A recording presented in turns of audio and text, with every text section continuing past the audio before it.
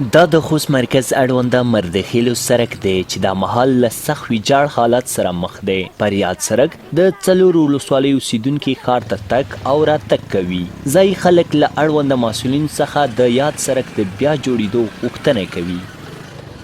او په ضمن کې موږ غوښتنه کوو چې هغه د اړوند مردخیلو سیمه چې دا فعلا چې زه ولاړ یم دغه ډېر سړک ډېر ویجاړ ده، ډېر خراب ده او موږ شهباز صاحب نه په درنښت هیله کوو چې دې سړک ته پام وکړي چې زر تر زره جوړ شي. د دې سړک څخه موږ ډېر زیات تنګ یو دغه چې اوس خو باران شوی دی، سړک توند دی یعنې لوند دی، موږ ته ګرد نشته او که کله اسمان یو دوه ورځې شین شي موږ زیات ورنه تنګ وو، ځکه چې دلته موږ میوې جوړوو، تاسې خپله وینئ او دا مې یو دوه ساعته چې کله ګرد وایي بېرته موږ بیا سره نه پوښتوو، سر نه سیخوو.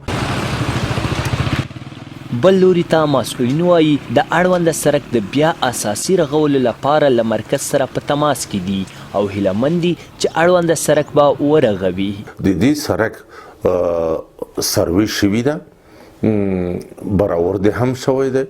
په دې مورد مرکز په دې تلاش کې دی چې د دوی لپاره بودیجه پیدا کړي او اړوند ارګانونو ته هغه که فواید امید دي او که ښاروالۍ ته دي کومې برخې چې په دوی پورې تړلې دي د هغې لپاره امکانات برابر کړي. انشاءالله تعالی په دې سړک باندې به کار شروع کیږي.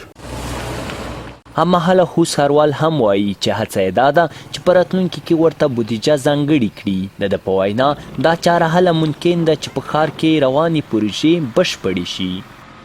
تر څو چې موږ د ښار داخل سړکونه جوړ شوي نشو کولی چې باندې کار وکړو، خو انشاءالله سږ کال چې 63 پروژې تکمیل شي دې سره به موږ اکثره د بازار جادې سر ته ورسېږي چې ټول سړکونه به جوړ شي. انشاءالله نوي کال ته پلان لرو چې اول قدم کې به د مداخلې پروژه نسو.